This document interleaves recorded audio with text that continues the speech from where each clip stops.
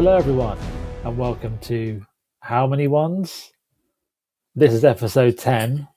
My name's Matt Clark, and with me as always is... Paul Buckler. And... the last remaining member of the Beatles, Richard Belfield. That's quite sad. Are you? Well, I don't. No, I'm not really a member of the Beatles. A few of them are alive still, aren't they? I thought. I think it's just At Paul. least... It's Paul McCartney and Ringo now, isn't it? Yeah, that's two.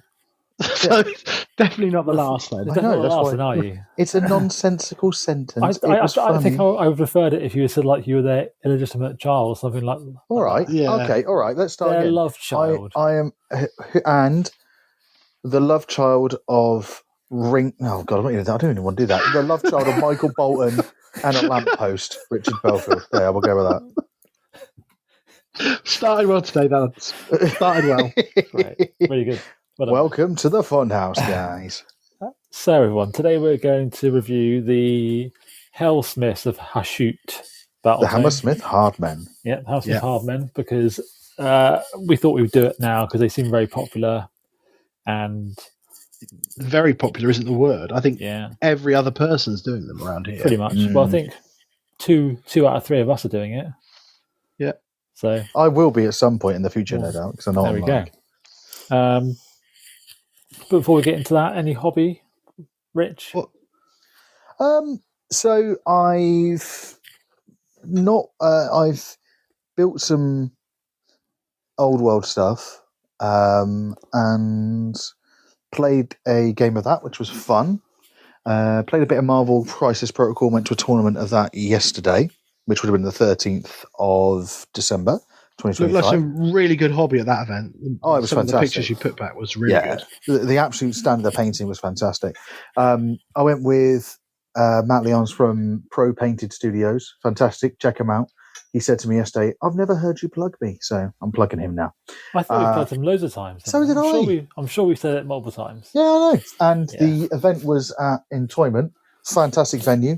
Shout out, Pete. Good job. We are well open to bribery if anybody's interested. Just to let you know, we will shill. It's fine. You will. But no, I will. Yeah, 100%. I'm honest about it. Come on, let's be honest. Really good event. Really well organised. It was a lot of fun. I didn't do that well. I only won one game out of 4. But it was just really enjoyable because Marvel Crisis Protocol is not really my tournament-y game. If you know what I mean. It's the first tournament I've ever been to with it, but I just enjoyed the game. But yeah, no, that's been my hobby. It's been really good. I'm spurred on to get some stuff built and paint and stuff for the new year, plans for the new year, really. That's good. How about you, mate? Paul? What about you? I have been painting Helsmiths, mostly. Shock. Building Helsmiths. What else have I been doing, hobby-wise? I've printed a few bits on my 3D printer. I've printed some crocodiles ready for Mardi Gras. Another pro-painted event, just to plug them again, down in Weymouth. I think there are tickets still available if people want to pick those up. One of the best events on the calendar. One of, if not the best event. If you want to have an idea of what it's like, you can listen to our review of the Halloween Achievements tournament review, which we did a few times ago, which would be similar. Not exactly the same as Mardi Gras, but similar. But same sort of lines. It'll give you a bit of an inkling as to how it works. Yeah, I still need to do mine. What, the ticket or the army? Oh, I've got the ticket, the army. I need to think about what I need to do. I mean, it's going to be rats. I don't know why. I don't know why you're even considering anything else. You never know. I might have changed of heart. I think. Yeah. What about you, Matt? What have I been doing? Like I said last time, buying Zinch stuff, and now I've bought most of it. I think I might need to get a Fate skimmer. Is it a Fate skimmer on the Burning Chariot? Yes. I bought one. I bought one on eBay. I waited for a bit and nothing happened. And then the guy messaged me and said, "Oh, sorry, we've sold too many. I've got you left." Okay, thanks. That's helpful. Yeah. Yeah. So I need to buy another one, but I'll probably wait now until I get paid again at some point in the next 6 months. Apart from that, just still doing a bit of Helsmiths, doing a bit of Night Haunt as well.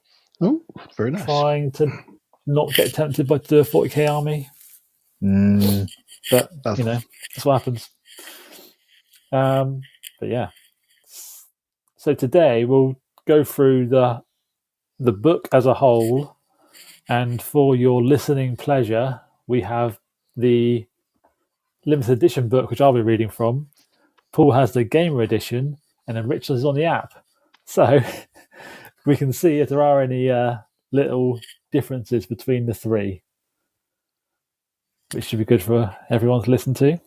Oh, I a don't think delight there for the are. senses, guys. Yeah. A delight for the senses. And we are going to go through Scourge of Gyran, soggy stuff. Bum, bum, bum. Yeah. For these guys, because they have a few very good bits, and they kind of came out at the same time, so it kind of worked for us in that way. Yes. Yeah, it just felt more like they were left out of the book rather than this is a completely separate thing. You know what I mean? Yeah.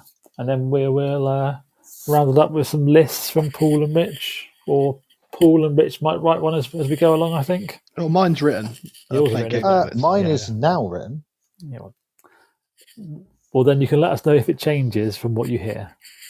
That's a good shout. Okay. So let's start with the faction rules, so the battle trait. Okay. So I think one person should just read all of these out because they're so linked together. Yeah, I'll do the battle trait. Yeah. And then you guys between you do the formations if you want. Yeah, that makes sense. We'll try and do that stuff thing. Because those traits are all kind of interlinked together, and if one of us does each, it might get a bit confusing. Yeah. So that is fair. So the battle trait is, in a nutshell, you're going to mark objectives and terrain features around the board with a token, and then for each token you have on the board, they're going to give you a demonic power point to put onto your units. Okay? That's it in a DP nutshell. points. Yeah. Yeah. They're DP. So double penetration points. started it. Or demonic PPs. Yeah, demonic PP points. Yeah. Oh God, I love that already. So for a bit of clarification, you can start of any turn put down one of the markers on the terrain or an objective, and they're called desolation token. And then it's only the start of your turn where you get to draw the power from those markers and then allocate them to your units. That is correct. That's it in a nutshell. And to be extra clear, it clearly says in the ability before you give them out that you remove all of them from your units first.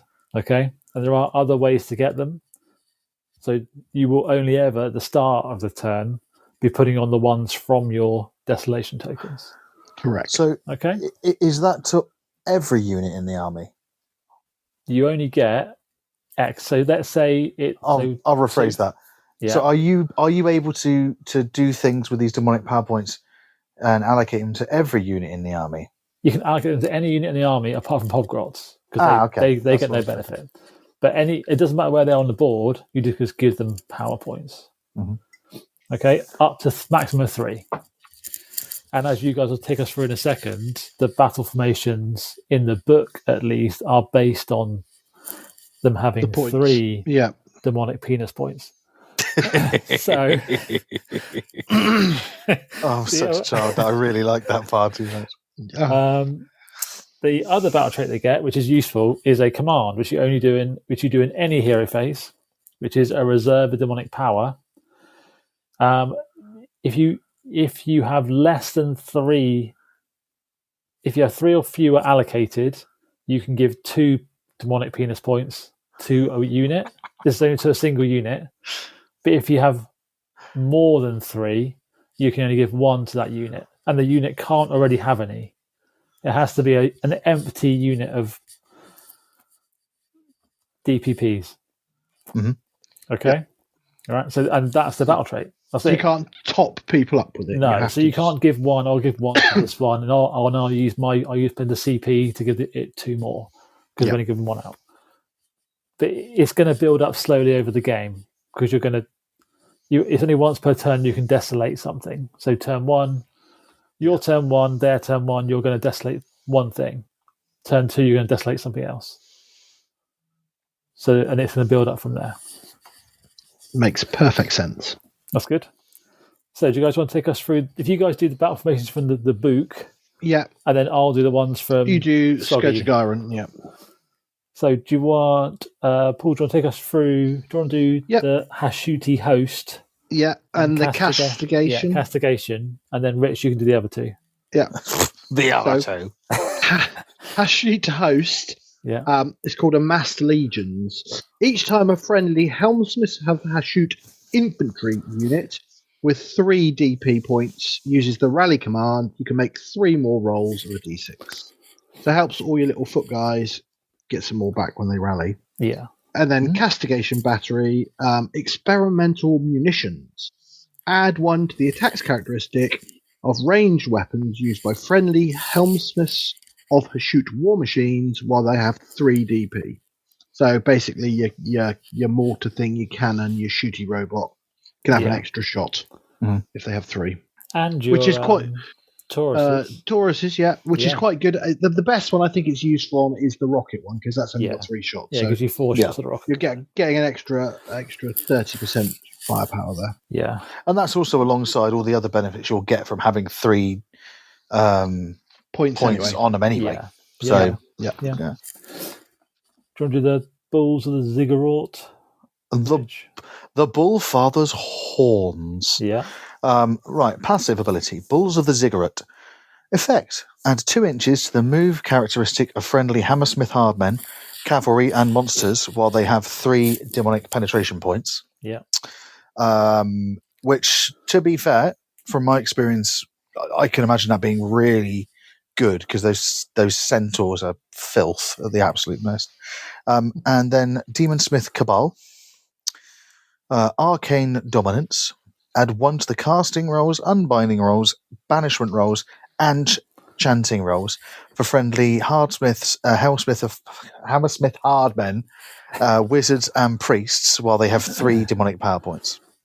if you want, So you can just handy. call them Richie and Eddie. That's fine. Yeah, Richie that's and it. Wizards Yeah. are Richie, Eddie is priests. Done. Yeah, makes sense. There you go.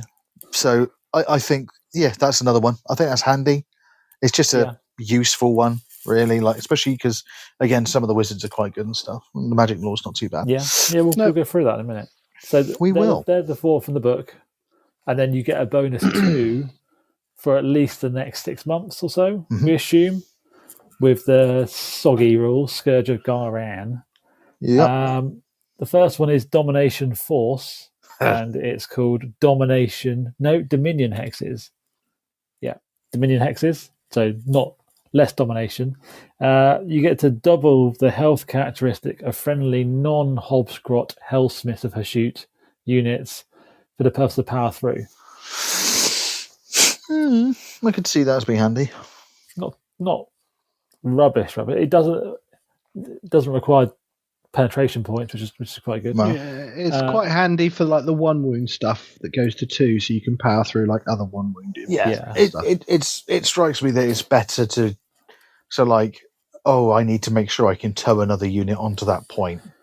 We'll do that, and then I can do it. Basically. Yeah, I mean it's not bad on the centaurs, I suppose. Makes them and they are pretty count as 8. Yeah. Then they can power for another cavalry, which is quite good. And then they're out of dodge a bit, but. And the other one, which I think is the best one, I think Paul agrees with me as well, is Industrial Polluters. Captain Planet is very sad. Smog and Smoke is the ability, and you subtract 1 from hit rolls for shooting attacks that target friendly Hammersmith Hardmen units, which are infantry or cavalry, while they're wholly within 9 of a Helsmith's war machine. I mean, it's not bad. Yeah. But bear in mind that the war machines are the big Taurus characters. War machines. Yeah, but so that they're not going to give it to themselves, which is what we were talking about before, wasn't it, Matt? It's only going to give it to the infantry and cavalry. Yeah, so they won't get it. Yeah, but you're still getting it on. Do the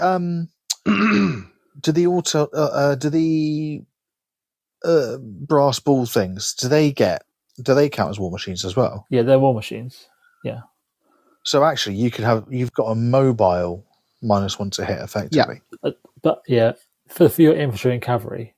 Yeah, that's what I mean. But like, you could have a Dominator engine out, Yeah. and then he's just walking around, living his best life, Yeah. with a big circle around him, because he's on a pretty big base as well. 60 mil base, are they? 60, Something like that, 80, something like that. Yeah. Oh, He's that's on a not base. bad. Yeah. So I mean, already my list has changed from this guy. So this is going well. I think that one's good, but I think I still probably. I think I prefer the experimental munitions one, just for that extra shot on both of the war machines. Just feels good. Only if you've got 3 on them, though. That's the thing, Yeah. isn't it? Yeah. So I would say that for me, the 2 that I would probably pick are that -1 to hit from shooting, because that's good, and the +1 to casting, just because it's just good. I like the casting. It's reliable. You know what you're going to get, and it's what you want, effectively. Yeah. That was a boring answer, wasn't it? Sorry, guys. That was quite an informed answer, Rich. I know, it's worrying. So let's do 1 trait each and 1 artifact each, because there's 3. Yeah. Go on then, dear. So I'll do the Servile Ultimatum, and then Paul, if you do Fire Your Worms, and Rich, you do the last one. I thought I was waiting for Rich to be ready to fire his worms, but he's not. No, I'm not the lurking one, mate. No, that should be Matt, and Matt should be doing that. Yeah. I feel lurking worm needs to do fire. Fine, I'll do Fire Your Worms. You can. I'll do the ultimatum. Yeah, you do it now then, and then I'll do Fire Your Worms. So in the deployment phase, you pick a friendly Helsmiths of Hashut automation unit within this unit's combat range. So you pick this on a little hero, and then pick a robot next to them. For the rest of the battle, the target is the unit's bodyguard. While it's within combat range, it gets strikes first, and if the little guy's infantry, it has a 5-up wall while it's within combat range. So the big robot protects one of the little foot heroes, basically. See, I was thinking about this one, because I quite like this one. And I actually thought I almost think that the infantry thing is the thing you want to ignore. And just put it on a big guy on a Taurus. Yeah, put it on a so they all Taurus. fight together. Yeah, then they run around together. Then when they chuck a guy in, you've got to strike first. Yeah, I can see that. Ultimatum. Yeah, because then, if you're going your turn first, you do, let's say you tally it up well, you could have him, Automata go in and punch someone in the face, and then the bull, or then some centaurs or whatever, basically. That's cool. I like that. I like that a lot. That's good. And because you have to have the character has to be in combat for the automatum to get the strike first, which is the caveat bit, which feels a bit... No, it doesn't. Oh, yeah, it does say combat. I thought it said combat range. Ignore me, I don't read. Sorry, guys. Fine. While this unit is in combat and its bodyguard is within combat range. Okay, fine. Yeah. Do you know what? I should read things, guys. But sounds good. It does require a bit of reading. It's a bit finicky, isn't it? Yes, it's a bit of a fiddle going finicky. on. Yeah. So I think when we get to the War Scrolls, we'll have a look. There are some characters who are probably built more for combat than others.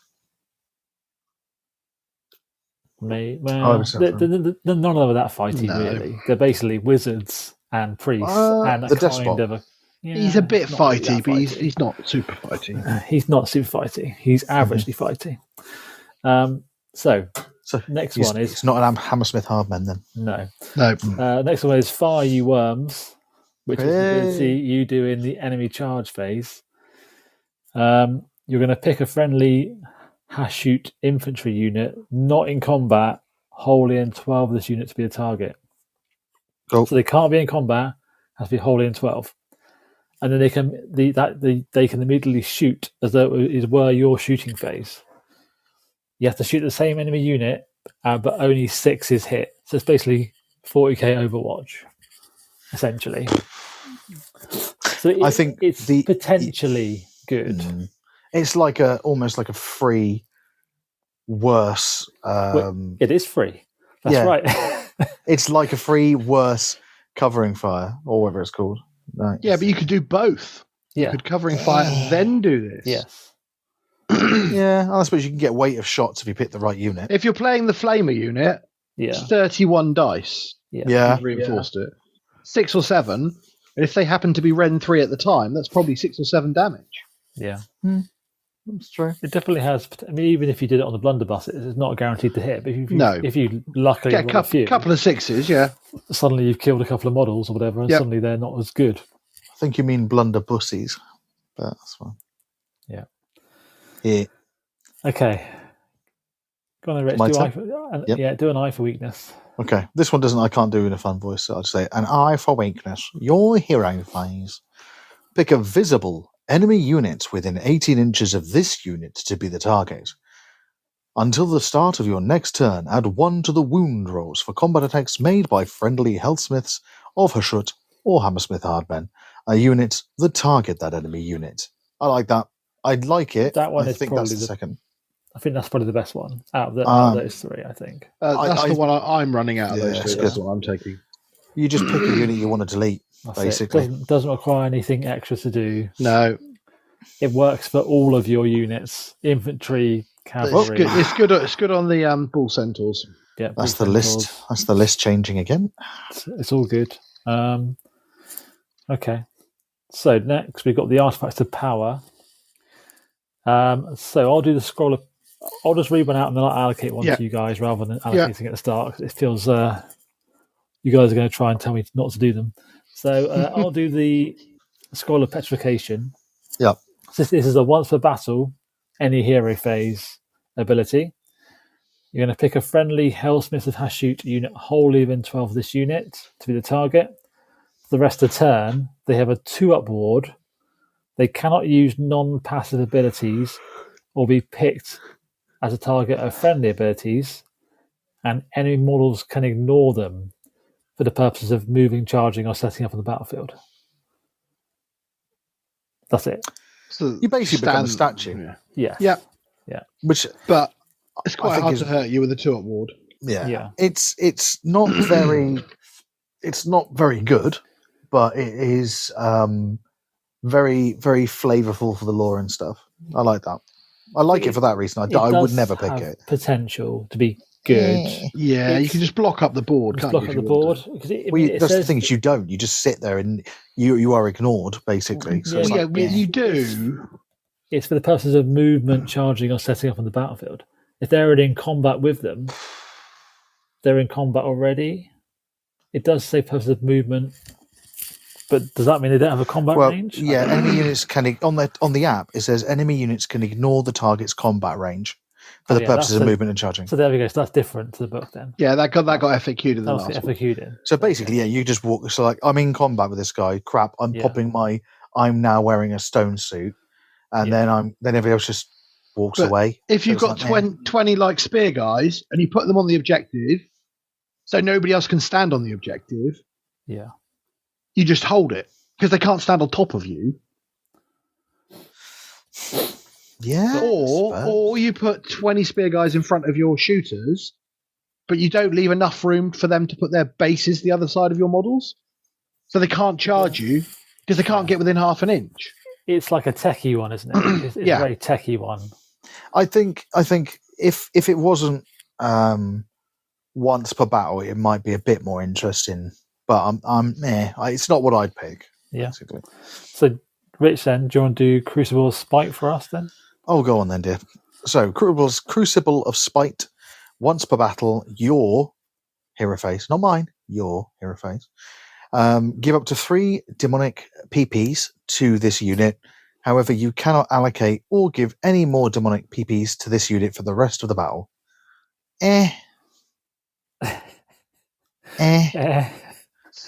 It's I mean, the only time you'd want to use that realistically is in like once in a blue moon, or if you were like trying to get the numbers up to beginning. So maybe you pick a crappy little foot hero you don't care about, you give him 3, and then you've got Uraktar or someone else to pop them all over the place, and suddenly the unit you care about has 3 points that it can move to other people and stuff. But if you got to go first, and then in their other turn, you could then use Uraktar to move them around. Yeah, it is almost like you're getting a jump on the demonic points. Basically, you're kind of speeding the process up a little bit. But I don't know, being not able to have them on the unit again for the rest of the battle if you move them off is a little bit. Not sure on that. it's picking the right foot hero to put that on. It's a really good little Uruk. It's basically useful for Uruk-Tar. When we get to his scroll, you'll see why. Yeah. So do you want to do the gauntlets pool for us? Gauntlets of Punishment.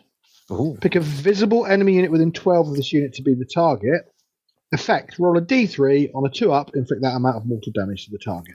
And that's in your shooting phase.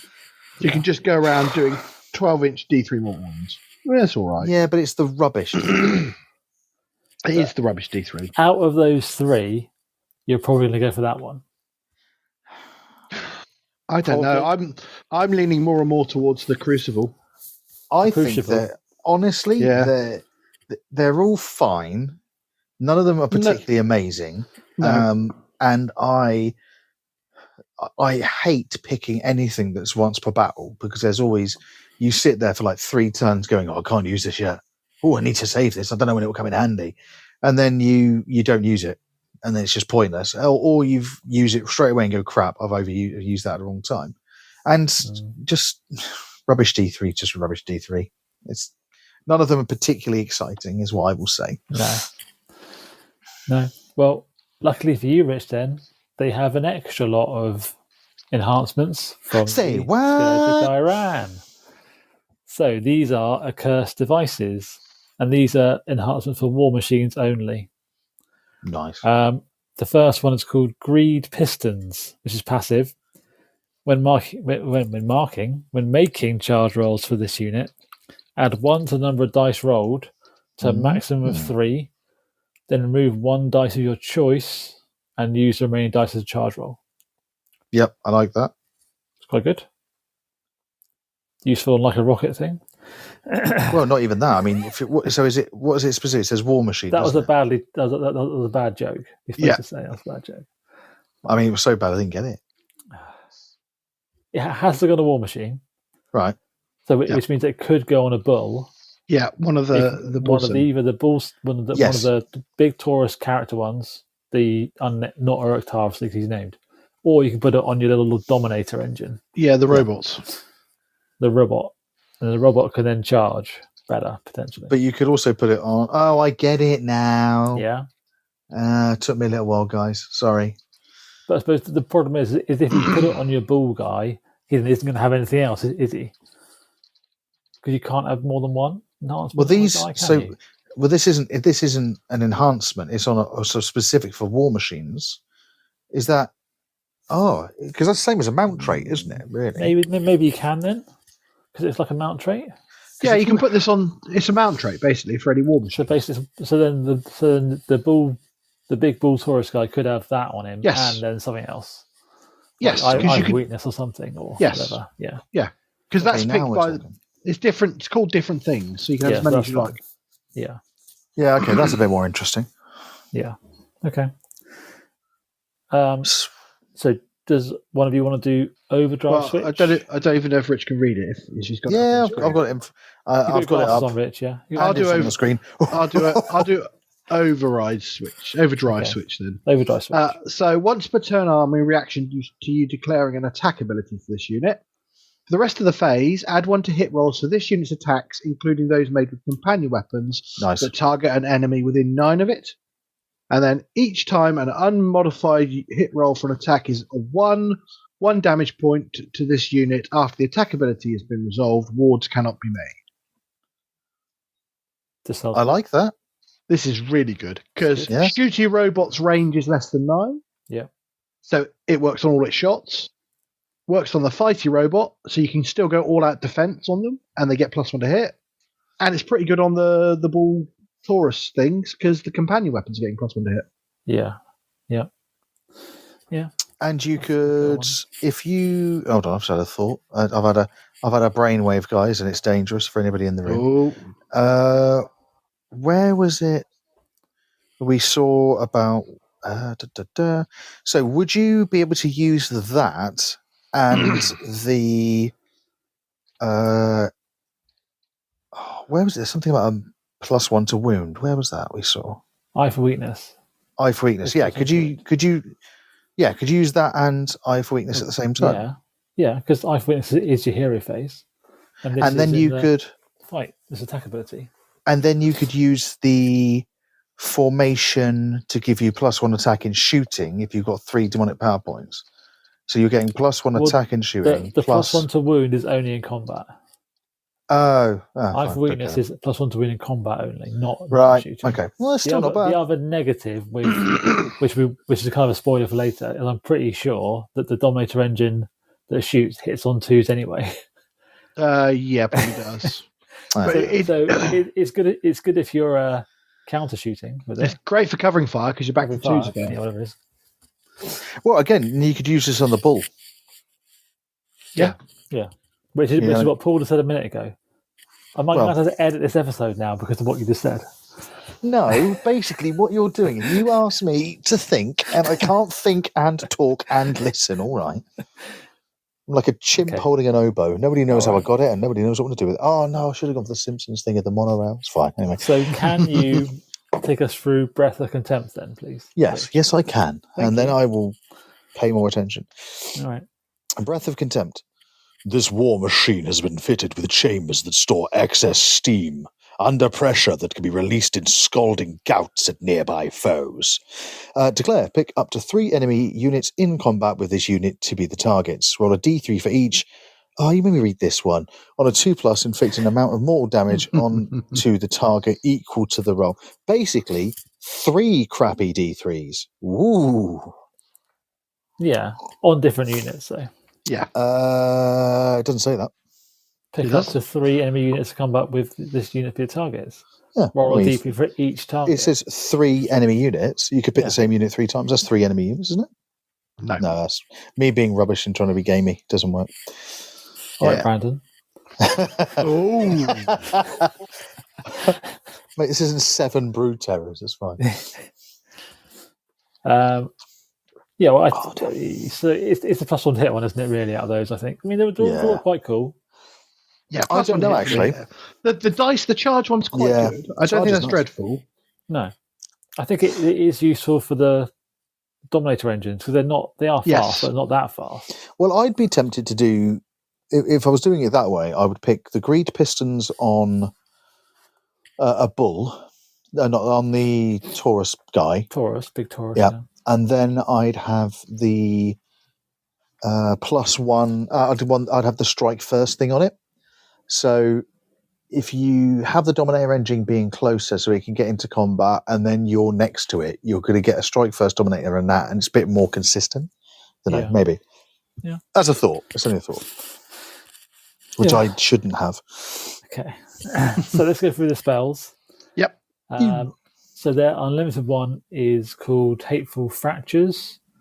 You're going to pick an enemy unit within 18, visible, and it's cast on the 6. And if you're successful, you will half their move until the start of your next turn. That's pretty good. Yeah. Not bad for slowing people down because you can shoot them some more. And I suppose being that these guys, they're dwarfs, so their main weakness is being slow. Actually, this is great. It puts you in even footing on it. Yeah. It gives you more time to sort of deal with stuff if you're trying to sit back a bit with the gun line. Yeah. I like that. Paul, do you want to do Smog? Yeah. So, pick a Hashut wizard cast a spell, then a terrain feature within 18 that has a desolation token on it. So you have to have desolated something for this to work. Yep. The feature becomes obscuring to the start of your next turn, and then a dirty D3 mortal wounds on everything within combat range, everything contesting it. Yeah. So enemy contesting. Enemy units, yes. So it's not bad. Obscuring's quite good, so you can kind of hide on the few bits that aren't obscuring on the maps already. Yeah. But mainly it's just like a little explosion of D3 mortal wounds, and that's quite a lot of D3 mortal wounds we've been through so far. So there's a lots of extra little D3s on top of the damage you normally do. Yeah. Pipping off slowly. Yeah. Do you want to do molten metal for us, Rich? Yeah, go on then. So molten metal, cast on an 8. Oh, if only there was a way to make that a 7. Pick a friendly Helsmiths or Hammersmiths Hardmen Richie or Wizard to cast a spell. This is going to be really confusing. I'm just going to refer to it as the proper stuff from now on. Helsmiths of Hashut Wizard. They are, guys. If you're in, you're in. If you're not, you're not. To cast this spell, pick a visible enemy unit within 18 and then make a casting roll. Roll a number of dice equal to the unmodified casting roll. Inflict 1 mortal damage to the target for each roll that exceeds the target's save characteristic. Equals or exceeds. Equals or exceeds. So this is fantastic for taking down Stormcast or Varangard or stuff like that, because anything of armor. Yeah, anything with a good save, suddenly that's their detriment. Equal to the unmodified casting roll. So if you get this off and you get, say, an 8, that's potentially 8 mortals. Yeah. Yes. That's big. Yeah. That's really good. I really like that. Very good on the mirror match. Yes. Because the whole army's got a good save, and suddenly you're no real mortal protection. So yeah. Yes. It's good. 2-ups against all the robots and stuff, isn't it? So that's really good. Oh. Exactly. Yeah. It's basically guaranteed to do a vast majority of mortals on. Yeah. I say guaranteed. We can all roll rubbish. Exactly. Yeah. How many ones? How many ones? 8, apparently. The bare minimum. So they've also got a prayer law. The unlimited prayer is called Black Flames of Hashut. Nice. You're going to pick a friendly Helsmiths priest to chant it, and a visible enemy unit within 12. Mm-hmm. Roll a number of dice equal to the number of models in the target unit. For each 5-up, inflict a mortal damage on the target. If the charging roll was 8+, you do it on a 4-up instead. That boosted value is really good. Yeah. So I like that. Unlimited. Yeah, unlimited. So more mortals again. I think that if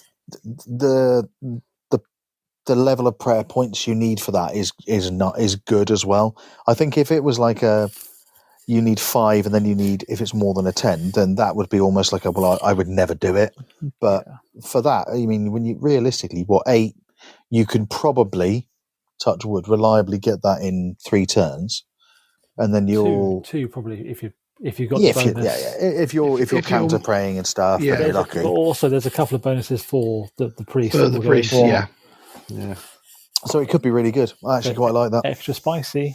More mortals, and there's a lot of armies now that can't deal as well with mortals.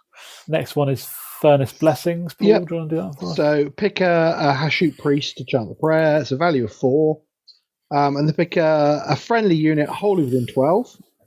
Effect. Add 1 to the rend characteristics of the melee weapons for the turn. That's pretty good. Mm-hmm. But if you do it on an 8-up, they get crit mortals for the rest of the turn.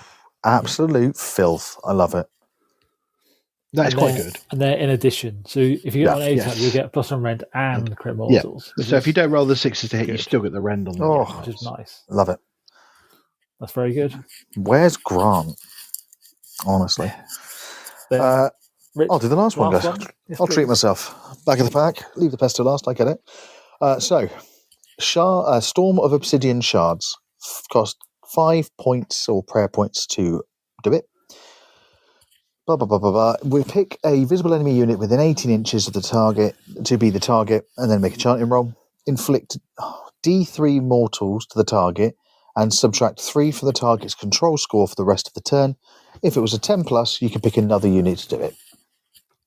Fine. That's fine. More mortals. Yeah. I don't think I think that's more of a situational one, because you might go, oh crap, I need to drop 3 from their score so that my 5 guys can take the point off them. So could be handy, but that's not, compared to the other 2, I'm probably not going to cast that as much. It's the guaranteed D3 mortal. I think it's good on it. Yes. It's not a dirty D3. No, exactly that. You know you're going to do at least 1, which is quite good. If you've got to pip a unit off so you can shoot something. Yeah. Well, I think you do it more for the control score element, to be fair, but maybe could be handy, guys. Actually, do you know what that weirdly might be good against? It sounds stupid. A Gargant that's been Mega Gargant that's been reduced down to knocks a bit more off the control, doesn't it? Yeah, that can make it a bit more viable for you actually to take that point off them. Yeah, definitely. Oh dear. So they don't have any manifestations yet. No. We assume they probably will do it at some point. All scenery piece. Yeah, all scenery piece. So nothing like that, which is kind of nice, but also a bit sad. I quite like taking the faction specific manifestations if I get a chance. Yeah, That's true. So let's go through the scrolls. So who wants to do Uruk-tar? go on. I'll do He's it. first. Yeah, Oof. He's the big boy of the army. he's the big boy. Yeah. Have you got the points up, Matt? Has anybody got the points there? I've got the points. It says on the app. Yeah. Okay, cool. So how many points is he, Rich? He is a cool. Actually, this is really good. 350 points. Wow, 350 points. I'm talking Bargain. here. that is So he a has a- bargain. So all of the Helsmith scrolls have this passive ability that basically gives you something. The more demonic power points you have on you. Yeah. So his one is if you have 1, he gets a 6-up ward. If you have 2, he gets +1 to cast and a 5-up ward. If he has 3, he's +2 to cast and gets a 4-up ward from damage from spells, prayers, and manifestations. So, yeah, And pretty that's- good buffs. and it specifies otherwise it has a 5-up ward. So Yeah, So you still 5-up on as everything well. else. Yeah, because it's a cumulative thing. Wow. That's a good little good one. Yeah. there's some quite good things. He I'll do his stats in a second. I'll just go through his Yeah, that's abilities. So he's got a spell, Curse of Stone. Pick a point within 9, and then pick a second point within 9 of that. And you draw a straight line between it, and anything it goes over takes D3 mortal wounds on a 2-up. So dirty D3. So another lot of dirty D3. But there's no line of sight needed for this. You just pick the 2 points. Which is So quite cool. so with that, in theory, right, you get him to his 3 demonic power points. You take the other thing where you get a +1 to cast for wizards. Yeah. Yep. You're casting that on a 4. Yeah. Yes. And you're hitting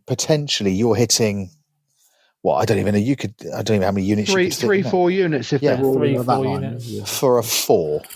Yeah. Oof. Pretty good, isn't it? Oof. I mean, you can even just pick a unit Love in that. 18, can't you? Yes, basically, just because you go put the 9 lines and up. 9. 9 and 9. I can hit that unit. I don't need to see it. I like Just that. do D3 on it. He's got a charge phase rampage, which is if this unit's charged this phase, pick an enemy unit within 1 to be the target, D3 mortal wounds on them, and roll 2d6, and you can move that far. You can pass through the models of the target unit, but must end the move in combat. Oh, It's a bit like the old, Stonehorn. yeah, that's what I was It's a bit going like to the say. Like the Stonehorn. old, Yeah. Trampling charge, basically. But you can be in combat with yeah. a different unit, can't you? You can do, Which yeah. is where it's good. Yeah. So this is his big ability. So this is in the enemy hero phase. Remove up to 3 demonic power points in total from any combination of friendly units wholly within 18 of this unit. So you measure all the units within 18, and you can grab up to 3 points from any ones you like. So you can take 1 off one, 2 off another, 1 off of 3 units, 3 off of 1. And then you can allocate them to a different friendly, non-Hobgrot Helsmiths of Hashut unit wholly within 18. So you can give them to someone else. So, for example, if you had 3 points on your blunderbusses because you want to shoot someone and do loads of damage, you could then pick up those 3 and put them onto your spears so they get the ward save to protect themselves. Spoilers. So, really, really good. The only negative with it is that because it's the enemy hero phase, you do it after they've done all their spells. Yeah. So they can So do damage to They you. can do damage to you that way. Before in the- you- in the hero. yeah. Well, I think that is fine though, because you just make a point of going, okay, well, I know that, for example, I don't want these guys to hit my Uruk-tar with all their magics. I'm going to keep him with his 4-up ward, and then after that, cool. Now that's been dealt with, I'll pop over to the people I care about for next. Yep, exactly. Yep. Yeah. Wow. So his stats, he's 10-inch moves. That's pretty good. He does fly. 16 health and a 3-up save and 5 control. So a wizard with a 3-up save is pretty decent. So a 3-up, 5-up, 4-up against spells. Other stuff. Yeah. Yeah. God. He's got an 18-inch shooting attack with crit 2 hits and shooting combat. 6 shots, 4s and 4s, rend 1, D3. That's pretty good. 4s and 4s is pretty swingy, but not bad. And then in combat, Dumakaz, that must be his scepter macy His thing. stick. His stick. Yeah. His stick of Has truth. 4 attacks, 4s and 3s, rend 1, D3. Mhm. And then the hooves and horns from the big mechanical beast. Charge +1 damage, companion. 6 attacks, 4s and 2s, rend 2, 3 damage, which is obviously 4 damage on the charge. That's pretty good. Yeah. But if you give this guy that +1 to hit, you can't give it to him still, right? Because he's unique, so we don't need to worry about that. No. Wow. So I think he goes in nearly every list I write. For 350 points, Yeah. that is insane. Like, I think he's really good. Looking at the equivalent sort of generals and what they do, right? I don't think there's another one that does that is as consistent as he is, because he's like a weird cross between a buff piece and a combat beast. So actually, he's stunning. 100%. He reminds me a bit of like Arcan. Yeah, because Arcan shouldn't be fighty, but for some reason he just is. Yeah. And he's still a powerful wizard and everything else. He's always healing and whatever else. He feels a bit like that to me. But I think he's still cheaper than Arcan, I think. Yes, he is. So good. Very good. And he's a wizard too, isn't he? So you know that. He's a wizard level 2, yeah. So 2 Just spells. like Harry Potter. Yeah.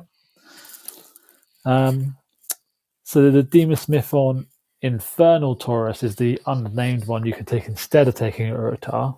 Mm-hmm. So the stats are the same, apart from he has 1 less health. So he has 15 instead of 16. He has a similar shooting attack, but he only has 3 attacks rather than 6. But apart from that, the stats are the same. So 4 Rem 1 damage D3.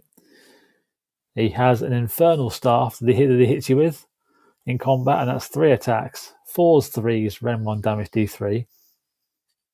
Which is the same as Uruktar, isn't it? 4s and 3s. Yeah. And then his bull is the same. 6 attacks, 4s, 2s, Ren 2, damage D3. Damage 3. Yeah, damage 3, sorry. Damage 3, but +1 on the charge. So, yeah. Yes. Which is good. He has his probably best ability is his Unholy Stampede passive ability. While a friendly Helsmiths of Hashut cavalry unit is wholly within 12 of this unit, they can retreat and charge still, and they take no mortals when they do. Yeah, pretty good. So if you're doing the big cavalry list, and you kind of want to have one of those, really, his demonic power ability is different to Uruktar's a little bit. So he only gets the ward; he gets no pluses to cast. Yeah. 6 up ward, 5 up ward, then 4 up ward against spells and prayers manifestations with the 5 up for 3. So not too bad. And his rampage is Immolating Presence, which is the end of any turn. Pick an enemy unit in combat with this unit to be the target. Roll a dice. If the roll exceeds the health characteristic, 1 model is slain. Oh, not bad. Again, that's going to be quite. Yeah, that's going to be clutch for those. You've got 1 too many people on the point to stop me taking it. Boof. Yeah. Let's do that. Because you could. I mean, how often you can get anything up to health 5 with that, so it's quite good against even some of the big stuff. Well, I was going to say, how often are you rolling above a 3 on a d6? I don't know what the odds are, but if you've got, if you're going at something like, I'm trying to think what's 3 wounds, but like 3 is probably like the sweet spot, I suppose. Chosen, 3 or less. Chosen the Stormcast are pretty much 3 wounds. Yeah, lots of Stormcast 3 wounds. Yeah. You just kill. I mean, for a guy, if you've invested the points, anything that any army has, it's like 3 wounds or more. You lose 1, you actually feel it. You feel that. So this is going to be great. I like that. Yeah. He is only a wizard 1 though. Compared to Uruktar, so yeah, but still. But he can take the artifact, so he can get +1 to hit on all of those. Mm-hmm. Yeah, basically for free. Which basically makes him a lot more hitty, which is quite cool. So, Rich, do you want to do us the book War Despot, and then I'll do the soggy one because that's the other one. Yeah, makes sense. Yeah. So, War Despot, he is a dizzying 90 points. His stats: he's 4-inch move, 6 health, 2 control, 3 up save. So it's not bad. He's rocking a Demon Flame Glaive, which is a 5 attacks, 3s and 3s, 1 rend, 2 damage, and crit mortals, which is never a bad thing. He has a reaction ability. So you declared a fight ability for him. You then can pick another non-hero Helsmiths infantry unit that has not used a fight ability this turn and is within this guy's combat range. The target can be picked to fight immediately after he has, and they get +1 to attack with their weapons, melee weapons. Yep. He's also got a passive ability which is add 3 to the control score of friendly Helsmiths of Hashut infantry units while they're wholly within 6 inches of him, and add 6 inches to the range of this ability for each of the demonic power point he has. So you can make that, 6, 12, 24 inches by giving him 3 demonic points, and they just get 3. That's just mad. That's oof. I like that for 90 points. I think he's all right. Do I think that you take him all the time? Probably not, but he's not bad. Interestingly, out of looking at the stuff, no, ignore me. I thought he was the only one that had Duardin as a keyword, but they all do, so ignore me. I mean, what if that's coming up? That's their race. Yeah, I noticed. I just wondered if that's going to, if that's ever affect something. So, but yeah, for a bit of comparison, that's the basic one. This is the Scourge of Iran War Despot. Stats are exactly the same. Okay? What's different? Which aren't bad, really. The abilities. I don't think there's points for this yet, is there? Yes, 140. Yeah. Okay, he's on 140. The website. Yeah. All right, so he's more. Yeah. 50 points more, yeah. Yeah. He has once per turn army your movement phase ability with his Demon Fire Pistol. You pick a visible enemy unit within 12. And then you can pick a friendly Helsmiths infantry that's in combat with that enemy target. Oh, something fell over my room. Roll a d3. On a 2-up, you inflict that many mortals. And if there is a friendly target for the rest of the turn, it can use a retreat ability and still shoot and or charge later. You add 2 to the distance it can move when it retreats, and it takes no mortals when it retreats. Yeah, that's really good. Which is good. Just good. For all those shooter units that they've got, that's really good. And then the other ability it has is, while this unit has any demonic power points, friendly non-Hobgrot Helsmiths of Hashut units, excluding War Despots, who have 0 demonic power points, count as having 1 demonic power point, while they are wholly within 9 and visible. While he has 2 demonic power points, you add 3 to the range. If he has 3, you add 6 to the range. Yeah, that's really, really good. So suddenly your army is just getting power points without needing to have anything. Yeah. So straight away your blunderbusses are rend 1. Yeah. They're only rend 1 though. You can't. Yeah. And it only applies while they have 0. As soon as you allocate more to them, they don't then get. So what you can always 3 with 2 type thing. Yeah, so he might be a really good target for that heroic trait to give 3 points. But it's once per game, and then once he's had them, they don't come often, do they, at the end of the turn? Yes, yeah, they do. Yes, we went over this, Rich. Well, not the end of the turn; they don't come off you. The start of your next turn. It's all right. I know. I'm just testing you guys. It's almost like you don't listen to us, isn't it, Rich? It's almost as if I'm too busy thinking about ways to break things. So you're writing a list while we're talking. There is that as well. Yeah, there is that. Yeah. So for me, the Scourge one is just better. Yes. A lot better. The only thing I like about the basic one in the book is that +1 attack. I wish I could take both. It would be so good if you could take both. I honestly prefer the other one. The one in the book. Yeah, because I think that you could have, for 90 points, you've got a guy with a 3-up save doing crit mortals. And the fact that you can just chain attacks is so strong. I prefer him, personally. But the other one is great. No, I'm not saying he's not great, but I prefer the other one. That's personal preference. Yeah. Interesting, though. Interesting that we have different opinions on it. Yeah. But you guys actually, are looking to play the army, so you'll have a better idea than I do. It's not the Scourge of Around one. Its ability isn't perfect because it doesn't affect war machines. If it affected everything, then it'd be different. Yes. But where it's not war machines, it's not as good as it could be. But it's still powerful because you're basically really giving. Good. Spoilers, but you're basically giving your infantry a ward save. You're giving your shooters rend. Yeah. Without for 1 point. And you're also buffing the next 2 characters we're going to talk about, whose abilities are really good as well. Yep. So pulled talking about that, do you want to do Demon Smith for us? And I'll do the Ashen Elder. I'll do the Demon Smith. So the Demon Smith is pretty much a standard stat line. Move 4, 6 health, but 4 up save. So he's a little bit less armored, but he is a wizard, so it's kind of to be expected. Control 2. He's got an 18-inch hurled demon fire attack. 3s and 4s, 3 attacks, 4s and 4s, rend 1 d3, crit 2 hits. So it's basically like a mini version of Uruk-tar and the other Demon Smith. Yeah. And then he's got 3 attacks in combat, 3s and 4s, rend 1 d3. So he fights like a bit like a wizard. Yeah. And his thing with the power points is pick a friendly Hashut war machine wholly within 6, add 6 to the range for each point. So 12, 18, 24. And this is in your hero phase once per turn army. Heal d3 plus however many points you've assigned to that unit. So if you put 1 on him, it's d3 plus 1, wholly 12. 2 on him, d3 plus 2, wholly 18. 3 on him, d3 plus 3, wholly 24. Yeah. Obviously, the other war despot, as long as he's stood wholly within 9 of him, that's always going to be range 12, and it's always going to be d3 plus 1. Yeah.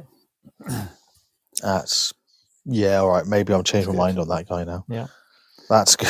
When you think of that in combination, that's really good. How many points, Rich? He is 110 points and a wizard 1. The wizard 1, so that's pretty good. And over to Matt for to the convince priest. you even more, Rich. So Ashen Elder is your priest. So stat line is exactly the same as Demon Smith. And in combat, he's exactly the same as well. He Just has no shooting attack. No shooting attack. So this is what I was talking about, Rich, with the prayers. Yeah. So he has an ability end of your turn called Extract Power. So if this unit is contesting an objective, a place of power, or a terrain feature, and that thing has a desolation token, he gains a ritual point. So end of your turn, he's bumping his ritual points up by 1. Holy so you're crap. already a lot closer to that. So you're the buffed version. Yeah. So basically, turn 2, because you're going to be +2. Straight. I mean, well, +3 at end of how many? Your turn. Yeah. It's end of your turn, so you'll be at least +1. +1. Yeah. Let's say. Well, Let's say you rolled you did your the ritual thing and you gained 4 for 3-4 average. Now you're up to 5. You get this. Yep. And then next turn was suddenly. Well, you could be up to 6 in theory because you get +1 to it from the other thing if you picked the Kabbalists. Yeah. So suddenly now you're very close to getting the buff, which is good. Yeah. And other ability again, which is very good. This is his demonic power point ability. You ignore the first damage point allocated to each friendly non-Hogrot unit each phase while it's wholly in 6 of this unit. And for each power point on it, you add 6 inches to it.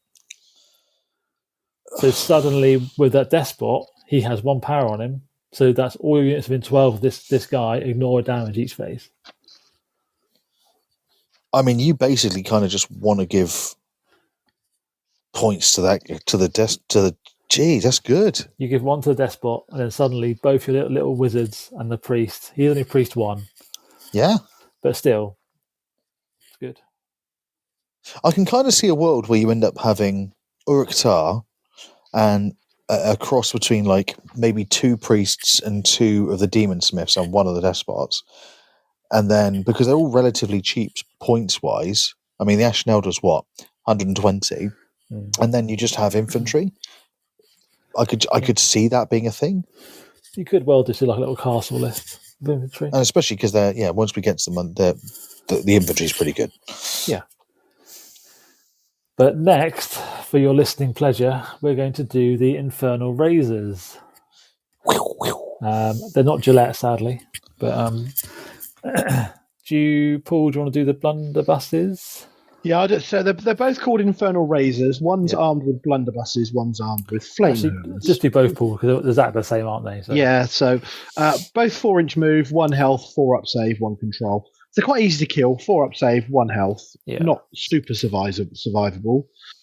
So the blunderbusses to start with are 18-inch range with 1 shot. They hit on 3s. They wound on 2s. They don't have any rend, but they're damage 2. Nice. They both fight with a weapon, but 1 attack, 4s and 4s, no rend 1. So the usual shooting unit kind of thing. The big thing that both units have, same ability, is called Manglers of Metal. Basically, you get +1 rend for each demonic power point that is on the unit. So both can be rend 3 if you put 3 on them.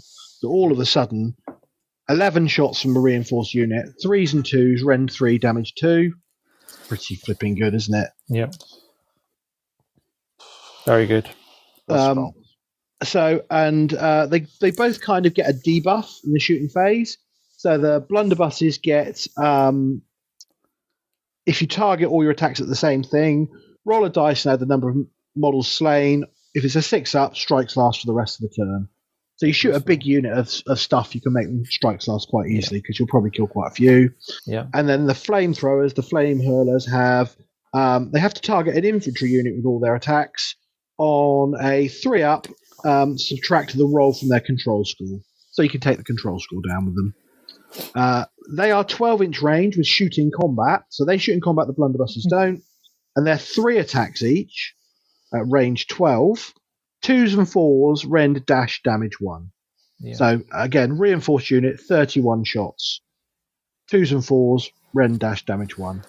I think the big thing is, if you don't put any points on these and you've got that despot, all of a sudden they've both got 1 rend 1, which makes them much more dangerous. Yeah. Yeah. In my head, I like having 5s of the flame hurlers. 2 5s or 2 5s just running around or like behind stuff, so you can just go, well, it's going to flame you to death. Yeah. You know, and it's still 16 shots. Yes. There's a lot of dice you roll. I think they're great for that covering fire ability. Yeah. That one we discussed earlier. Yeah. Because you roll so many dice, you're going to roll some 60s. Yeah, that's true. What are the points on the board for those guys, Rich? The points on which ones? Both of them? Both of them, yeah.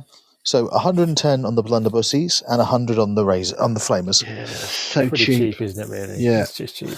I do think that in my mind, you're taking blunderbusses. To be fair, out of the two, they're very killable.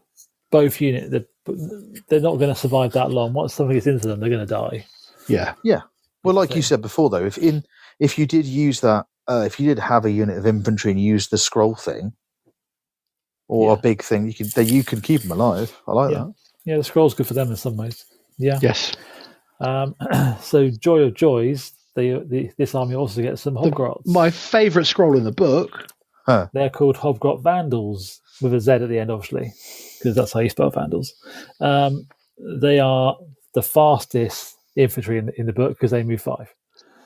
They have 1 health, 5-up save, control 1. They have scavenged weapons, which are rubbish, and 2 attacks each, 4s, 5s, no rend damage 1. Remember, you That's can't a clan give these rap guys profile, that one. basically, But there's no buffs, wounds, and you can't give them any buff at all either because they can't have power points on them. The good thing about them is that in the deployment phase, they have disposable lackeys, which lets them make a normal move, as if it were your movement phase.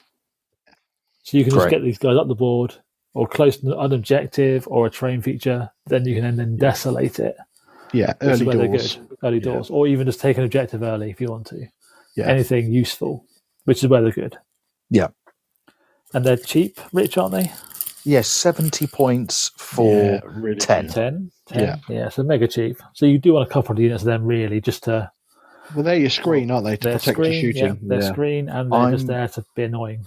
There's going to be that person who's going to do a list of like 1,000 of them or 100 of them. Good luck with that. Yeah. Well, to be fair, you get 100 would be 700 points. Yeah. 200 and characters. You could do it, and to be fair, you'd swarm the board. Yeah. You'd do waves of Hobgrots. Could do. I look forward to hearing about that. Yeah. Can't wait. I look forward to not playing it. Yeah. Well, at least we know how to make pool race for a tournament now, don't we? Yeah, give it a really long, stupid name. Take 200 of those, 200 stupid names. Yeah. And the name could be the quest of each individual one. Yes. And you name them individually. And Paul would just go, I concede. Done. Yeah. Life is too short. I will go to the bar. Yeah. Rich, do you want to do the Infernal Cohort from the book. Yeah. Both of them, the Blades and the Spears, and then I'll do the one from Soggy for, Yeah, of for course, man. comparison again. So, Infernal Cohorts, looking at them, they all have the same sort of stat line: 4-inch move, 1 health, 1 control, 3 up save, which is not to be sniffed at. It's pretty good. Starting with the Hashutite Blades, they are 2 attacks, 3s and 4s, 0 rend, 1 damage, but anti-infantry plus 1 rend. So charge when you get rend. They have a passive ability, which is the called Sacred Gongs. And it's basically this unit's gong carriers are Sacred Dong, was that? gong. I mean, if you, hey, I'm not putting words in your mouth. That's a especially not gong. That's a modelling conversion opportunity for you there, Matt Clark. Yeah. To be fair, if you look at the models, actually, just yeah, you could definitely do that with their backs, because you just remove a little bit of sculpting, remove the actual gong bit, and it's like, yep, it could work. Dong carriers, you're allowed 1 dong character for every carrier for every musician. If this unit uses a rally command, as a reaction, you can use this to make an additional rally roll of d6. So that's handy, just to have. Yeah, not bad. Discipline March, when making a run roll, it is automatically a 4 or higher. So you 1 to 3s just become a 4. And their demonic point thing is, for 1, they get a ward 6 up. For 2, they get a ward 5 up. And for 3, much like your big boy Uruk, they get a 4 up ward against damage inflicted by spells, prayers, or manifestations. Otherwise, it's a 5 up. So basically, they're just tanky. If you get the points on them, you've got. I mean, I probably would half the time would just stop at 2, but you've got a 3 up save with a 2 up ward, a 5 up ward. Sorry, that you can make a 2 up save and a 5 up ward. Nice, like them. And the Hashutite Spears, which are actually probably my preferred choice. They are 2 attacks, 3s and 4s, 1 no rend, 1 damage, but they have anti-cavalry plus 1 rend and anti-charge plus 1 rend. Their abilities, they've got the same dong carrier and same demonic power points buff, so 6 up ward, 5 up ward, and then 4 up against spells, prayers, manifestations. But their other ability is, in your hero phase, Conquered Lands. If this unit is contesting an objective you control, pick a friendly non-Hobgrot unit that is within 12 inches of this. Roll a dice. On a 3 up, you give them a demonic power point. There's nothing on here to say that it's once per turn army or once per whatever. So if you've got a few of these, suddenly, you could sit there and feed the soggy war despot PowerPoints. Yeah, you could do. And then his range is suddenly increased. There's a little designer's note you need to read, though, Rich. Effort.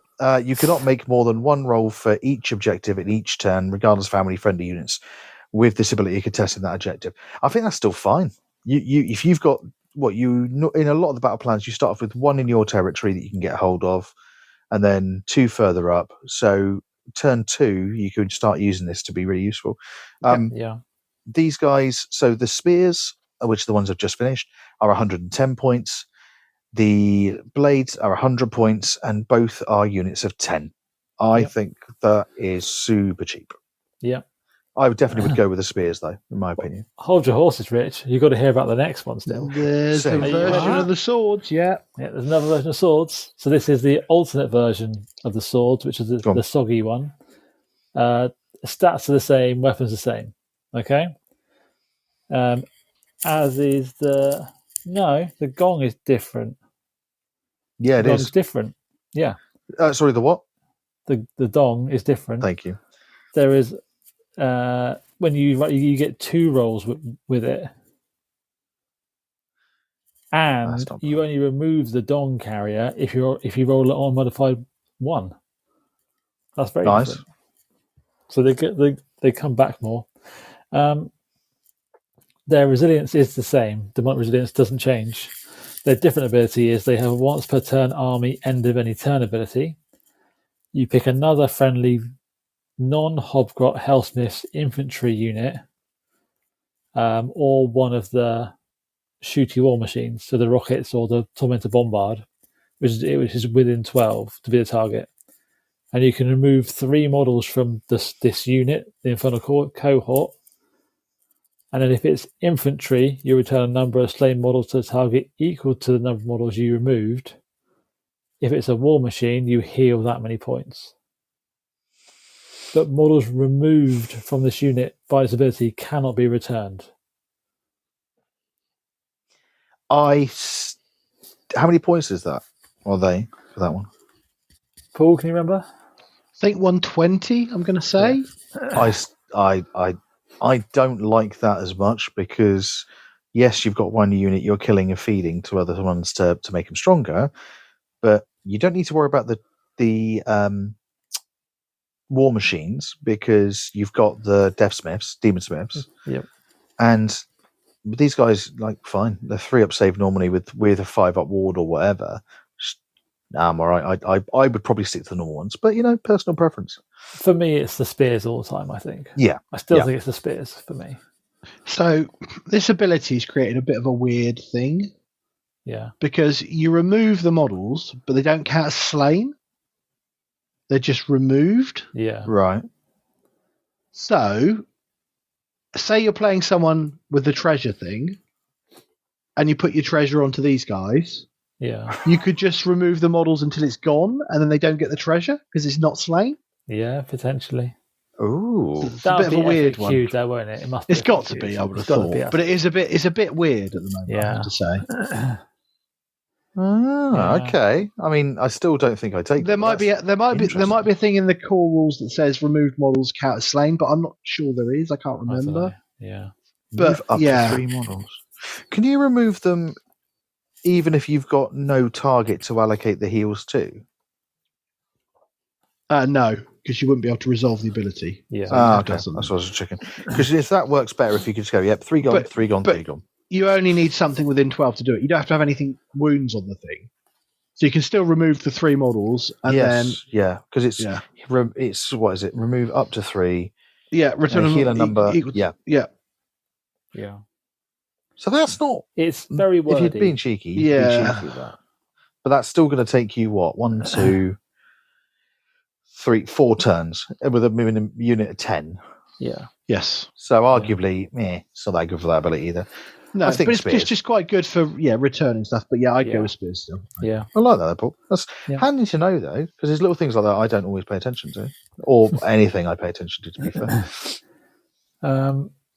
Paul, do you want to do the centaurs for us? Both type of centaurs. Yeah. Okay. So we've got 2 different versions of the scroll. Both are movement 10 with 4 health, a 4-up save, and 1 control. The bull centaurs have 4 attacks. 3s and 3s rend 1, 2 damage, but they are charge plus 1 damage and crit mortals. So on the charge, damage 3, 3 mortal wounds. That's pretty good. Their thing is, if this unit has charge this turn, pick a visible enemy unit within 1 to be the target, and then roll a dice for each model in the unit. For each 6-up, inflict a mortal wound, but you get to add the number of power points to the roll. Yeah. So 6-up becomes 5-up, becomes 4-up, becomes a 3-up if you've put 3 points on them. So that's pretty good. So unit of 6 dice on a 3-up. You're going to do 4 or 5 mortal wounds, aren't you, on average? Yeah. I'm getting flashbacks to them killing my Storm Fiends. Just. And then the other passive ability is you get to add +1 to charge rolls for each demonic power point it has. So 2d6 plus 3 if you've got 3 on there. Yeah. Pretty good. Which is mad.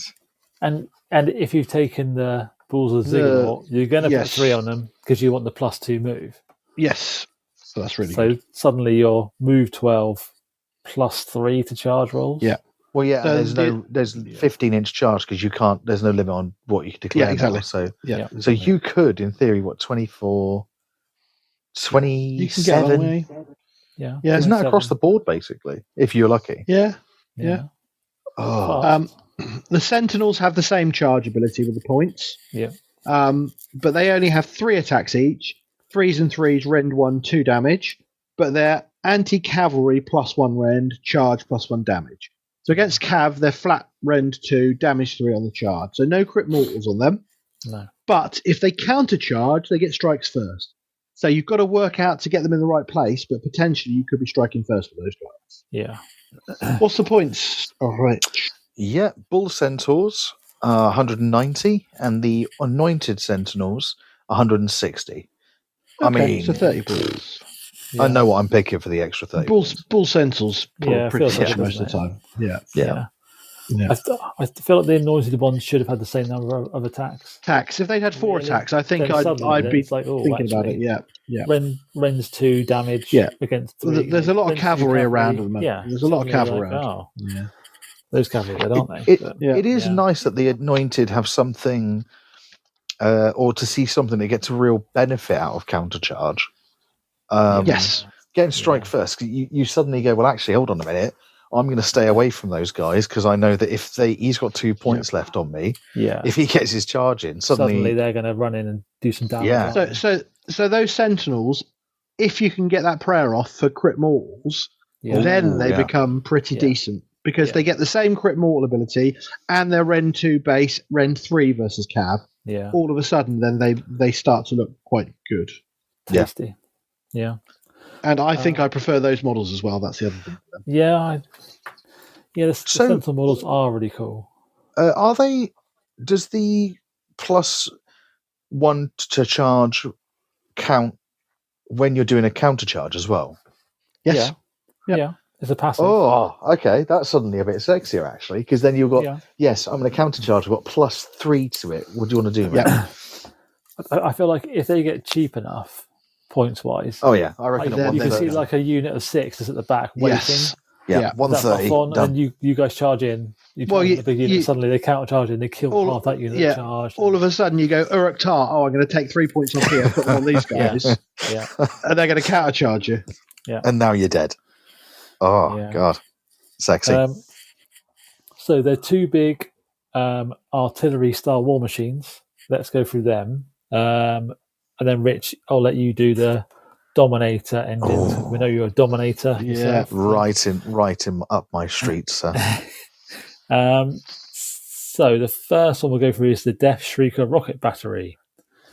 I hate this thing. I hate this it thing is a bit too good, I think. So both of the war machines have the same stat line, which is move 4, health 8, 3 up save, control 2, which actually does make it quite tanky.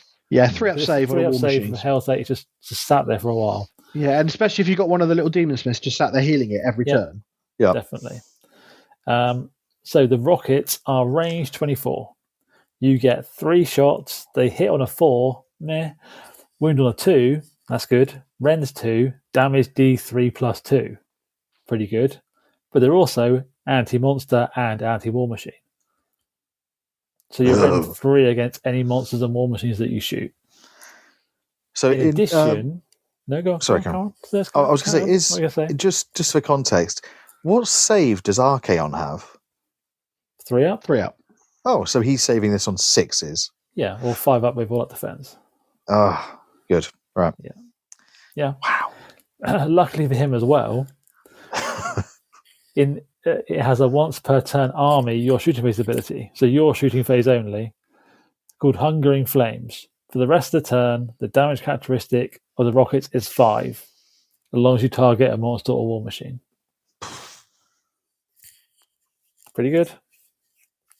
And then it has another ability, which is whenever you do shoot it, and you target the same enemy unit with it, which will watch them burn, you roll a number of dice equal to the number of power points on this unit.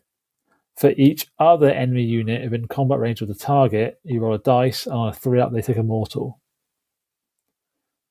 This is amazing, but it's all right. This is just I'm going to sit and I don't know, you've got your castle, you suddenly don't anymore. I love it. I hate it, but I love it at the same point. Like I want 12 of them. The negative with it is the force to hit. I mean, you generally give it all out attack. So suddenly you use a CP and a hero phase to get more power points. You use a CP on this to shoot all out attack. You've got 2 left.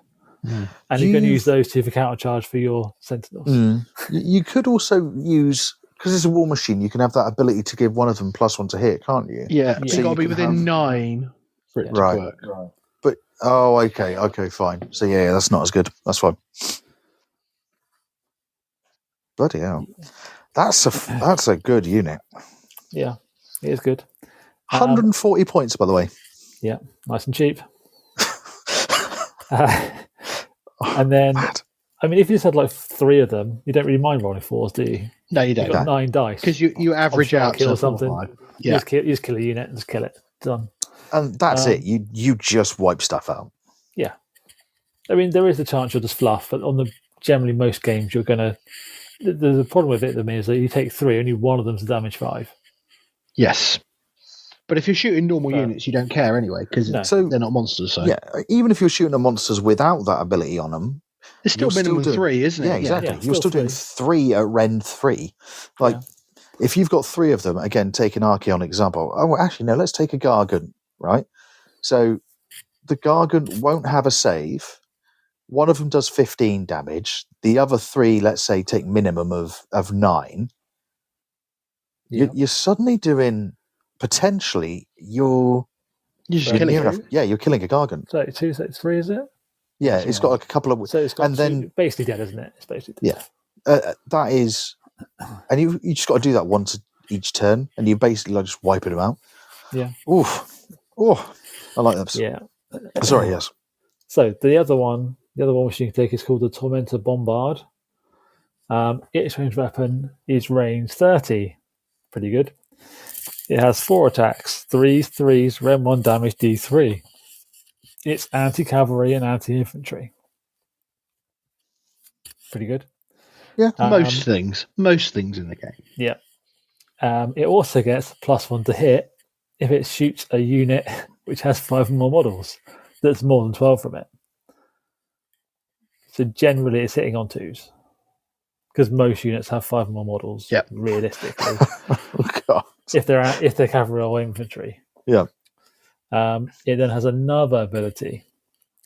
As long as you targeted all the same unit, so you can't split it, you then you can pick that unit that becomes a target, the one you targeted everything on. Okay. Then you pick any number of additional units that are within 6, equal to the power points you have on your Tormentor Bombard. Each roll of the 3 up for those units, the targets, they can't use commands until your next turn. So you give it 2 power points, you can turn the commands off for 3 units. I think you definitely take at least 1 of those. Not just because you shoot that first at the monster, turn the commands off so they can't all out defense, then you shoot them with a rocket. Yep. And then suddenly Archeon's back to his 6s again. Yeah. Yeah.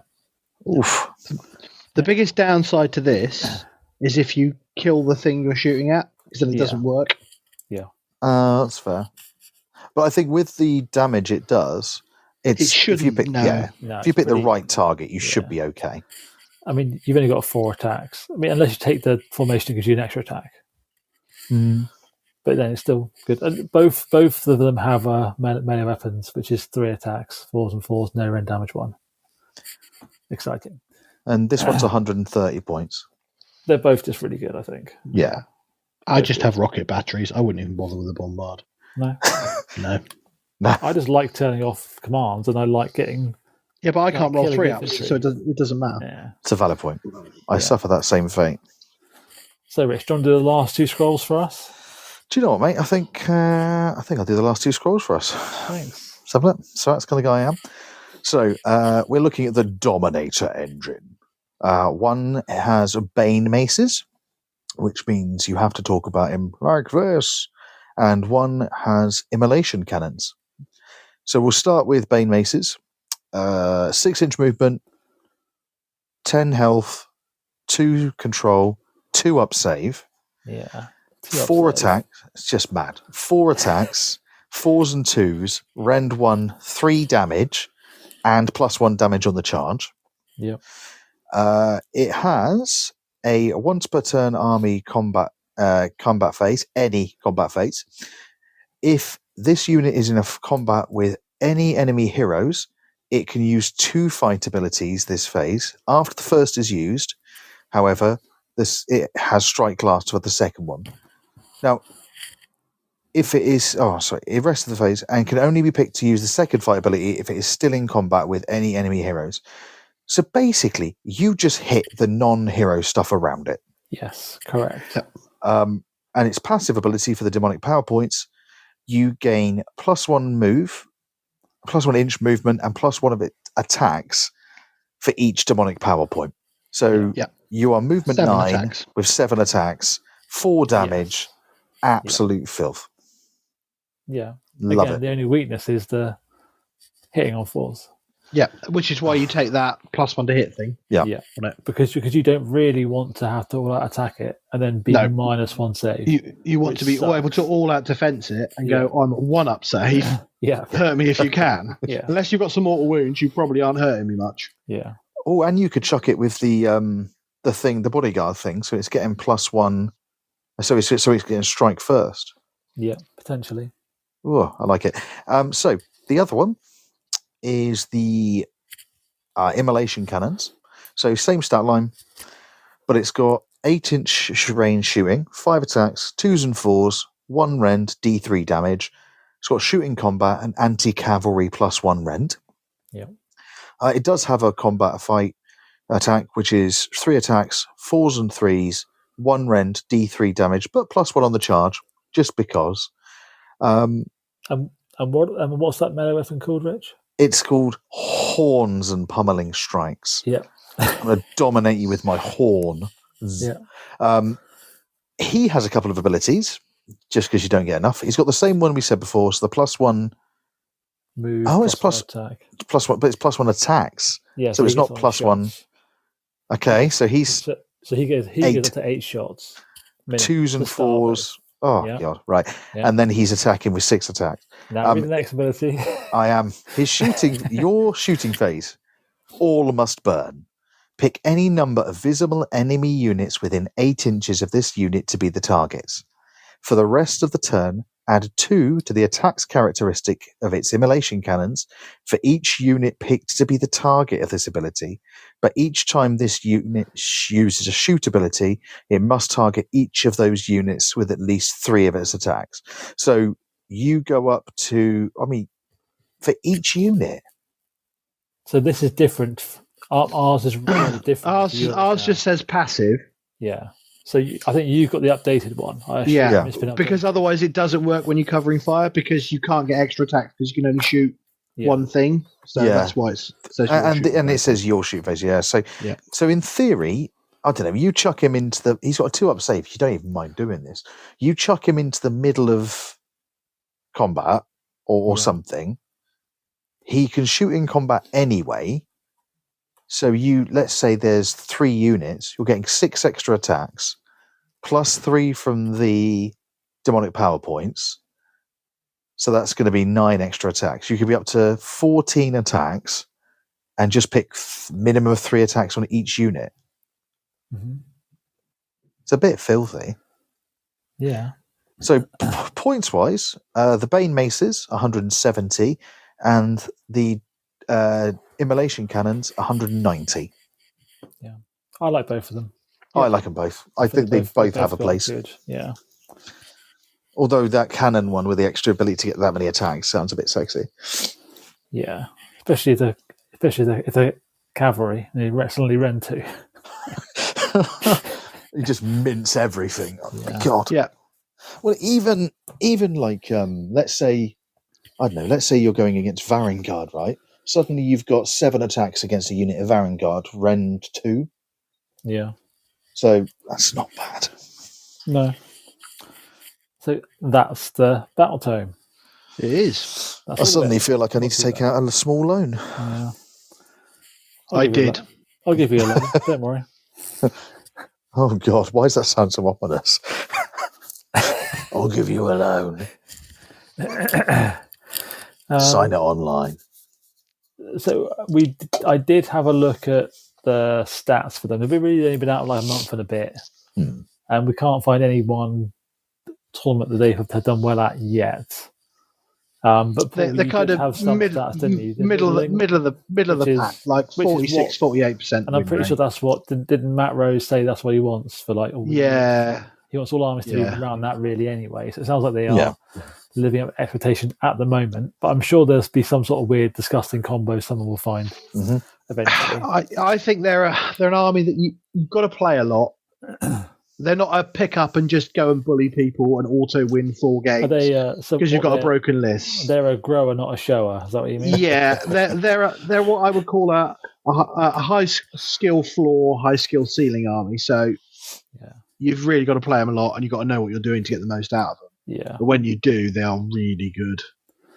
Well, I think when I've played against them, the sheer damage that they can pull out, because obviously my list is always a bit stupid anyway, but it's lots of monsters basically. Yeah. So yeah, it's every turn it was like, okay, cool. Well, I'm mincing your monsters with the shooting; they're just dead. Like I'm killing one a turn. You don't have any problem. There's nothing to stop that because of the range they have and everything else. The bull centaurs hit so hard on the charge. They do mortals on the charge, and then they're hitting you with a +1 damage. It's a mad army, but I think it's one of those things where it's like the difficulty is getting a nice balance of everything because you want everything. Like you want everything because there's not. I think that there's some armies that benefit from just being purely shooting or purely melee, but these guys just seem like you want a bit of everything. Yeah, and that makes it hard. They're a nice. They're a nice model range army because it's all new stuff, and they're not that hard to paint. From what I've done, I don't know how you found them, Paul, to paint. So they're nice. They're not over detailed like say Lumineth or Cities. They still take quite a bit to paint. They're not simple. No, but yeah. Do they take contrast well? Do you reckon? Really good. Mine are mostly done with contrast. Mine are mostly contrast as well. So could potentially not a good beginner army to play, but a good beginner army to paint potentially. Yes. Yeah. Definitely. So, Paul, do you want to do your list for us? Yes. So I'm going to do this off the top of my head because without looking at my phone, I've got Uruk-Tar, 20 spears, 10 flame hurlers, 10 blunderbusses. I've got the wizard, and I've got 2 lots of 10 hobgrots. I've got a fighty robot, the rocket battery, a priest, the soggy despot, and the fighty war machine, the fighty robot. Yeah, nice. A bit of a mix. 3 drops. It could go 4 drop if I want to take the despot out and put it as a separate thing if I want to go for the reroll. I haven't really worked that much out yet. And I've been doing Wrathful Cycles and Master of the Paths. Because if there's any hero that's a monster, I'm probably going to kill him quite quickly. Yeah. So it seemed quite a good one to start with. Yeah. Yeah. Yeah. That's a good shout. Yeah, sounds good. Rich, what was your thought? Off the cuff kind of list? It is unsurprisingly Uruk-Tar. He's just that good for 350 points. Yeah. 4 Death Shriek rocket batteries, not erotic batteries. That's a completely different thing. So 4 of those. An Ashen Elder, a Demon Smith, a reinforced unit of spears, another I don't know why I picked this. Another reinforced unit of spheres, and a unit of reinforced bull centaurs. I want it in my head. It was you're going to go in waves, so I'm going to have a wave of bull centaurs come and hit you first. Then you're just they keep you busy while I'm just shooting at you constantly with everything else, and then you'll have. If you get to me, you've got to deal with these spears that are going to go extra rend when you charge me. Yeah. That all sounds good. Yeah, I think they do potentially have a good range of lists you could do. If you really want to, you could just do a pure castle and just take some infantry and loads of war machines. Mm-hmm. Just shooting people. Or if you want to, you could just take the unnamed chorus and then take loads of cav. Yeah. And you do that in the Bullfathers thing, and all of a sudden everything's going really speedy and great. You really I think they do die quite easily, is the thing, because they've got the 4-up save and they definitely can't get a ward, really. Yeah. But so here's another question for you guys. What is your manifestation law of choice for these guys? Ooh. Purple fun for me. Let's have a look. What was that Purple for, fun sorry? for me. Purple sun for me. Purple sun. Yeah. Extra rend on lots of things is really good. Yeah. The other ones are all just a bonus. I quite like Sorry, Cameron. Ether Void Pendulum as well, just to sort of block people off if you're doing the castle army. So, Yeah. which is the free, depending on points. I'm on that one because I haven't got the points for Purple Sun in mine. But I would pick Forbidden Power. I think the Silkscreen Bridge gives the infantry a level of movement you wouldn't normally get. And I think that's really strong. Okay. Interesting. See, in my head, I always think that the Incarnate isn't a bad one to have. No? Because you generally have quite a small army. And having an extra monster isn't a bad thing. And you're doing it with the Rictar, you're getting it off on a... What is it normally? And isn't it an 8, I think, to get it off? So you're probably going to get it off on a 5? Incarnate's an 8, Yeah. Yeah, you're getting it on a 5. Yeah. Even on your enemy's turn, you're getting it on a 6. Yeah. Ugh. Pretty good. And that's why I like it. Like this, for example, this is the reason I like the Forbidden Power. You've got the bridge coming up on a 3. Yeah. Yep. And then all of a sudden, you guys, cool. I'm just going to move. These guys can move 9 inches away, plus, whatever. It's great. Or you do launching and you keep one of your guys alive, and you're getting him on a 4. Yeah, potentially. Love it. Crazy good. Yeah. Cool. So we have we hope this has made you excited about this army, and to provide that to help you a bit with that, we've got a limited edition Battletome and cards, because I had an extra set. We're going to give away to someone for free. What we want you guys to do for us is to leave us a review on whatever thing you're on, Spotify, Apple, whatever, and then any reviews that come out after the date of this release of this episode, we'll put them into a little pot, and then we will draw a name out, and then they will get a free Battletome. How long do they have to do it? How long afterwards we do it? Let's say we'll do it for a month. Yeah, fair. Yeah. So January, when we do sort of mid-January, the next nearest episode. Yep. Then it'll be. Sounds good to me, guys. So yeah, leave us a review, and if we probably won't be able to tell who you are on it, so we'll announce the winner in our episode in January, and then whatever name you've used on there, we'll use that, and then we'll ask you to email us in. Yep. So I think the question is, isn't it? Who's going to do the review? Who are we going to pick, and who's going to get the Helsmiths horn? Yeah, the horn. That's right. Who are we going to give the horn to? Yeah. Oh dear. God, I can feel it. I can feel the disdain in Matt's voice. I love it. I feast on it. Yeah. Is that your tagline for Grindr, whatever it is you're on, your dating stuff? Is it? Feast on your disdain. Oh no, but I tell you what, I did just as an aside. So I am on Bumble, and I heard something the other day that made me change my profile. So basically, what I heard was, I'm too old for a goth girlfriend. I'm now looking for a cradle of MILF. Right.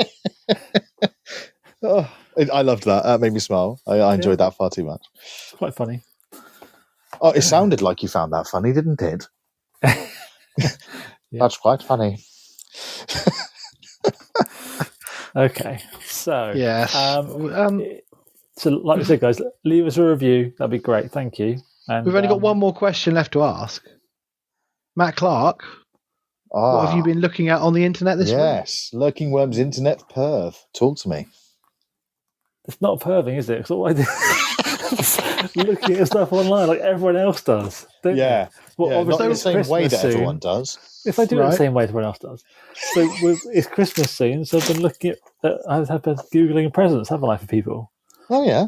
What sort of things we talk about? What you got for me? I can't tell you that. Why, it's one for me? Stuff. No. Well, then you can tell me then. Oh. Thanks. Ouch, baby. Very ouch. Yeah, that's what we're looking at, really. See, nothing exciting. No. Oh, cheers for that, Matt. Oh. That's all right. Yeah. That'll help the ratings. Yeah. If Yeah. I buy you a present, I'm going to buy Paul one. You don't have to buy it. You don't have to. I'm not. I'm just. on Look at more exciting things on the internet. All right. So I was looking at the Anarchist Cookbook. What? That'd be a bit interesting. No. Sadly not. Sadly, it was presents. That's just fine. presents. Well, you got to keep people happy, mate. So you have to do it. Yeah.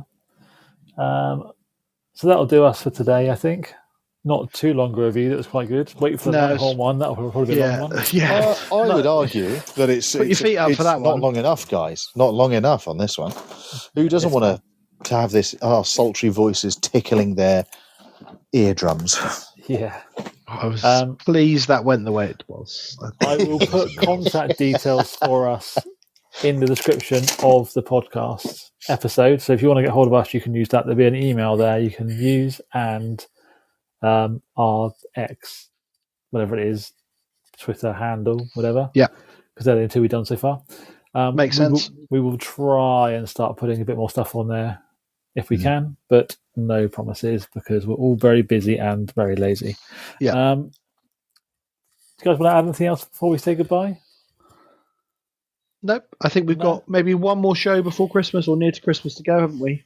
Yeah. We can get together.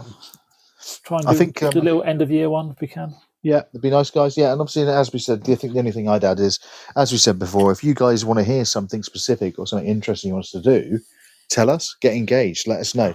You could do a review, win some stuff. You can have a chat with us.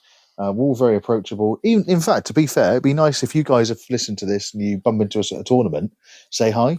I think the next big one that I'm at is probably Beachhead. I don't know about Paul and Matt. But Brotherhood for me at the team event.